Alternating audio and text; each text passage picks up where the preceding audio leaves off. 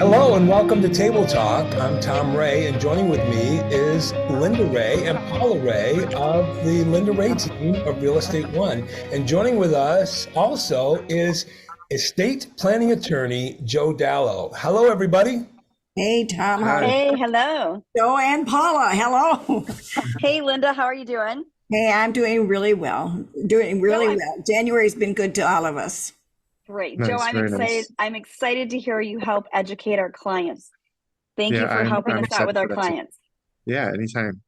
Joe, the first question right out the gate, we all want to make sure that our clients, and especially first-time buyers, understand is what's the difference between a trust and a will, and why do they need one? Yeah, that's the number one question that most people ask me. And, because of our school system, it's not really taught and not many people know about it. So with a trust avoids probate court, okay? A will in Michigan does not avoid probate court. So even though you have a will, your family will still have to go to probate court. And what is probate court? Probate court is the court proceedings that determines what your assets are and who is going to get them. Okay.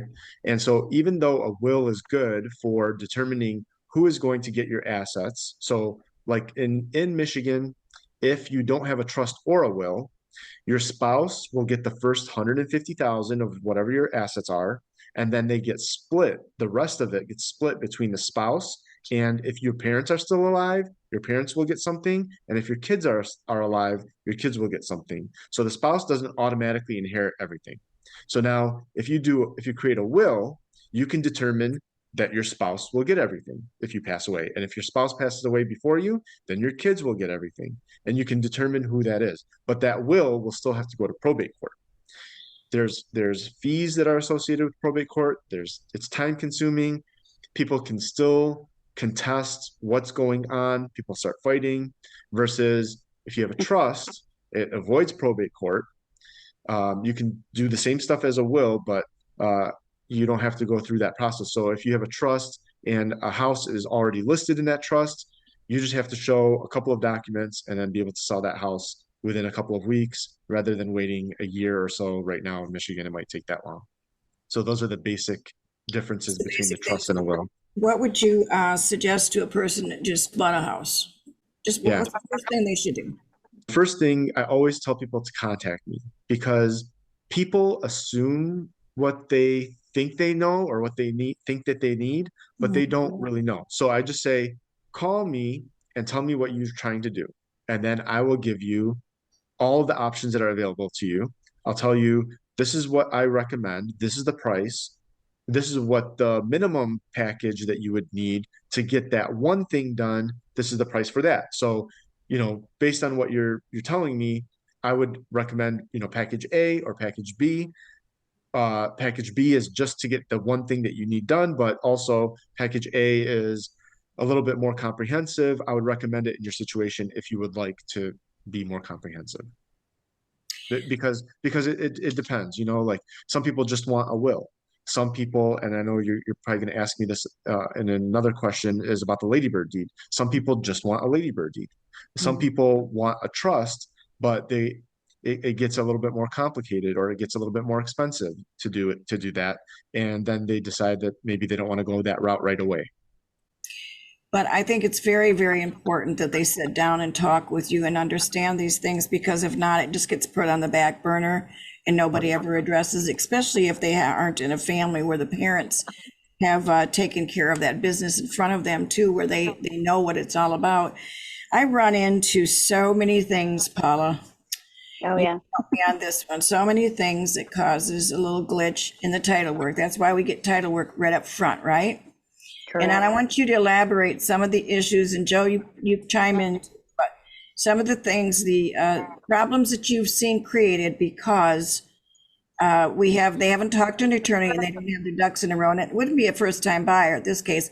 We're talking about a senior. We're talking about a person that's lived in a house for 27 years and does not even understand, what we have to have if the house is in the trust. they have to have a certificate. They don't know that it has to be updated. That's where a good realtor comes into play. Because when you see that it's in a trust, there's a couple things. And maybe I'm going to throw a question back to Joe before you, Paula, on this, is when they have the trust, they know that that money is going to have a certificate of trust brought to state. We can clue them in on that. And then the other thing is I find most people that have a trust does not have a savings or a checking account attached to that, Joe. Yes, Is that's that usually something the they should case. do right away with you? Yes, I tell all my clients to go straight to the bank with their binder. That's called funding, right? So we Yes. create the documents, but then you need to put stuff in it, right? So titling your property, titling your house, titling your businesses, titling your bank accounts, your investment accounts, 401ks, all that stuff, right? And so I help my clients by doing their biggest asset, which is their house. And I say, I'm going to take care of the house for you. Okay. It's a little bit more difficult, but right when we're done signing, I need you to take the binder, go to the bank, and I give them instructions. This is what you're doing. And so, and I tell them the bank only needs a couple of pages from this binder, but I don't want you to pick the wrong pages, mix it up or what. Just take the whole binder, go there, tell them this, and get that done right away. Well, also, Paula, what's the reason that I'm going for that? How about when they want to get their funds from the closing? What happens then if they don't have an account? That becomes a major issue and they can't cash the check. Then everything has to go through probate and attorneys. They can't make it directly to them. It must be to the trust. Most people, I deal with a lot of seniors, and I call seniors 50 and up, and then seniors do not know that and do not have an account. When you have a trust, you have to think of it like a business, right? Like you've just created a business entity, right? So when your house is owned by that business or that trust, they're going to write the check out to whoever owns the house. And so if you don't have a bank account that is owned by that trust, then you're going to have an issue cashing that check or depositing it. What my biggest issue is when we list a home, we ask people, is your home in a trust? Do you know a lot of people don't even know if they have a trust? I had a lady call me and said, I would like you to update our will. And then I started asking her what kind of assets she had. And she's like, I have a house and a business and all this stuff. And I was like, are you sure you only have a will? Because it's like, if you hired an attorney to do it, I would have recommended a trust for having all of those assets. And I said, she's like, I don't know. I said, read on the first page, like go through it a little bit and just see what it says on the first page. Does it say, blah, blah, blah, family trust or something like that? And she ended up having a trust. So I agree. People don't know what documents that were created for them, even after they've gone through the process too. Well, because a lot of times when you move in and you start stuff, it could be 10, 15 years ago when they did it, because they might've got smart in the beginning and then they kind of end the process. Time goes on very quickly. When you do even like a home improvement, you'll say, oh, the roof is 5 years old, and you realize it's really 15. So I think people they should really file this stuff in a particular place so that they know exactly where to go to it, so they can read the first page to an attorney or to someone, or say, this is where the documents are. What we run into a lot is, 1, they don't know if they have it. 2, it's not been updated. And 3, there's other people on there that maybe have passed away or no longer get a share of the home. So with that being said, how often do you say, let's just take it a step further. Let's just say you created trust for me. How often do I need to call you to actually update it? Now, I know to call you if I get a car or a new home or, an RV or something like that. We get to understand it to add it to it. But how often do we need to talk to you other than that to make sure it's updated? Is it once a year? Is it 2 times, every 2 years? What is it you recommend? Yeah, so I'm glad you mentioned a couple of things. So I'm using this software. It's called LawSafe. A lot of people don't know where their documents are at. This is an online cloud-based system where you can have access to all of your documents, not only your estate planning documents, but you can put your bank statements, your life insurance accounts, your mortgage, your deeds, everything that someone would look for, God forbid if you pass away or need some help. And you can give access to a couple of other people to have limited access while you're alive to be able to get to those documents. And God forbid, when you pass away, they will have full access to it right away. So they don't have to go looking for, well, I think my mom had life insurance, but I don't know which company and who's the beneficiary and all that stuff. Everything is all in one spot. That's the first thing. The other thing is it reminds you once a year, hey, do you have any updates? You should talk to Joe. And so it reminds that reminder once a year, just from that, apart from all the other stuff that I do, is helpful in getting, people to remember that they need to talk to me. I do recommend annual checkups, but for the most part, whenever you get a new asset or you want to make a change. So if you buy a house, if you get a business, if you maybe have a kid, divorced, get married, some major life event would trigger, hey, we need to review what we have here. Mhm. And I try to make it, like you said, if somebody passes away, we have a backup in place for that role. So it's not necessary that you have to make the change at that time. You can if you would like to, but I usually tell people to name 2 or 3 people for each role so that if one of them does pass away, you don't have to call me to make that change necessarily. So important. I know that we have a review every 2 years for sure. And everybody sits in on it. I have my family members that's would be the person to be responsible for my death there to understand what's going on and to help make changes. And also to, I look at it from the point of view that you work so hard all your life to save things for your children. And those assets, even when I list a house, I say, especially when they're senior, they've got a senior mom and dad. I said, let's work really, really hard to make sure that we honor them and make sure that we get as much money as they have coming to their family because they worked so hard for it. Why would you not want to protect your assets for your children? And I watch these children where parents haven't done this. I want to tell you, it's a struggle on them. It's a struggle. They come in and they are so beside themselves. They don't know where to start. They have jobs, they have families. Sometimes they come in, fly in from different states, and they sit there and say, Linda, we don't even know where to go. So that's why we have a lot of connections to help them. But I see how hard it is on them. And maybe that's why I keep on my toes with my things, because I don't want to pass that on to my kids. I don't want them to have to come in and find those things out of, look at Paula laugh. I don't want them to see and have struggles at that point. And everything can be kept, especially with technology today. What if you don't have copies of it, or I had one person once where their attorney actually had retired and disappeared, and they couldn't find a copy of it, nor could they find a copy in the house.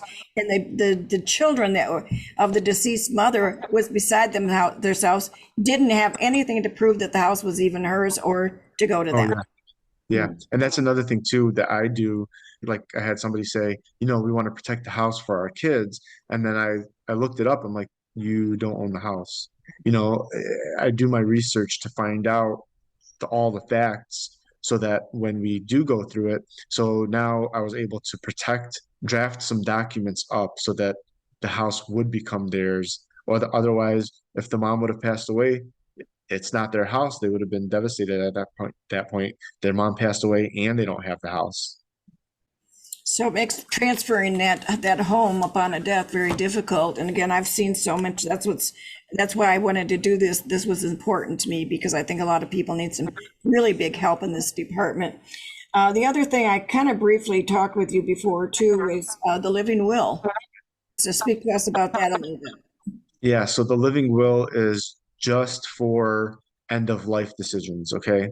And so, there's a couple of healthcare documents. There's a patient advocate form that's for who's going to generally make your medical decisions for you. Are you going to be in an assisted living place? Are you going to be taking certain medications? Are you going to be doing certain, going to which doctors are you going to see? Which procedures are you going to have versus not have, stuff like that. But then the living will is for, hey, I've lived my life if something were to happen, I do not want you to resuscitate me. I'm good. That's my end of life decision to not prolong my life any longer at this point. Mhm. Mhm. So that's always good to have, and I always include it with. There are some questions that I ask that trigger including that document or not. I think that's important too, because it's something maybe we don't think about at a young age, but your attorney should be bringing that to your attention. In my book, I feel like that's the knowledge. We always try to give them what they might not know. Right. What about the same thing with divorce judgments and those kinds of things? That what have you seen perhaps that they could have some insight on that should be done? As soon as you're done with your divorce and you get the judgment, uh, you need to reassess your estate plan and possibly create a new one with all the new assets that you might acquire in different ways, um, different people doing different roles. It's a 100% necessity, and I'm going to tell you the reason why. Most people forget to, I mean, divorce is a long proceeding, okay? It's not like an overnight thing. Mhm. And people forget to update their beneficiaries. And so your spouse or your ex-spouse now is now the main beneficiary or the primary beneficiary of your life insurance policy. Let's say it's $1 million. Mhm. And they also are listed as your patient advocate who gets to make decisions for you on the medical side. Maybe you have a living will also that says, don't resuscitate me. Well, guess who the first person is that's going to visit you in the hospital when you're sick? The ex-spouse. They have permission to make your medical decisions for you, and they have a motivation to make the medical decisions for you. So you really need to get your stuff updated at that point when you get the divorce to make sure that the right people are in the right roles making the decisions for you, and the right people are getting your assets, your life insurance policies, 401ks, houses, businesses, cars, everything that you own. That and Linda, you made a good point earlier. You work so hard for years, and it can go away in a minute. So, and I make the process very easy. Honestly, I do a consultation. I can tell you exactly what the options are, the costs, and then I'll send you a DocuSign contract. You sign that, and then you go on my website. It takes about a half an hour or so to fill out my intake form, and then Mhm. I'll work on it, get it done, send you a draft, make sure all the names are correct, and then we schedule a signing. It does not take that long. It's It not that. doesn't have to, it's no more than a long hair appointment, is it? And it's so important. Paul, I want to throw one more in here before we go. I think this has been important to me, and I want to bring it up because, and to you now, when my children were young, we made sure that there was paperwork completed that who would get my children and who would raise them 1, 2, 3 in case something happened to them. Look at her smile, because this is it. Same thing with yours, Paul. You have still Joe at home, and this is really important. But we laughed. My husband and I laughed one time because we pulled it out when we wasn't having it looked at often enough. And I looked back at who I had chosen in the beginning and thought, oh dear God, I would never have chosen them again. And I didn't change it. So if something would have happened to the two of us, that's what would have happened, because Yeah. we didn't update, and we learned that that's a lesson that needs to be addressed. And Paula, you're thinking the same thing. You've updated yours to say who's going to get Joe and be ahead of him should anything happen to you and Pete as well, correct? Correct. He's almost 18. Go, buddy, go. No. But I still want someone overseeing if, God forbid, anything happened to either one of us financially. I was advised to have 2 or 3 people, like you had suggested earlier, Joe, to have 2 or 3 people, because that person at that time might not be able to make that capability of making a clear decision, or not want to make a decision because of their lives, or maybe they're not doing well financially or physically. So it is a struggle to pick someone that is going to guarantee who is going to do it. So how do you go about trying to, this is my big question I get from friends and especially people with younger children. How do you pick, and what should you be looking for? If you can shed some light on that, Joe, when you pick someone to look for your financials, would you choose to say two people? So there's two signatures or two people that talks about what money that the child would get and in the timeframes that they would get it? Yeah, so that's always a good question. There's two strategies that you can use, and well, actually, maybe not another one really that I don't really prefer. So the first one is if you have a go-to person that you trust for everything, that person's going to be the number one person for each role, right? You're going to say, I want you in charge of the money. I want you also to take care of my kids as well. And I trust you to do all of that and make medical decisions for me and financial decisions for me and all of that stuff. Now, sometimes you say, well, I trust this person with my kids, but I don't trust them with the money, and Right. vice versa.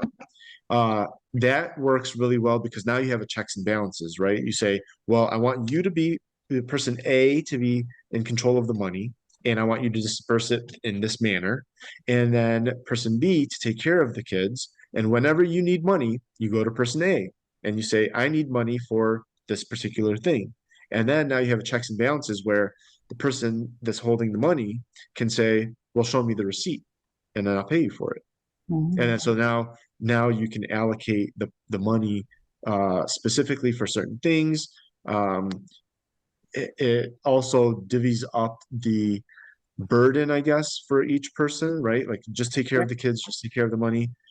There's two different, those are the two different strategies, and you just need to pick the people that are responsible for that role to carry out the particular intention that you wanted for that particular role.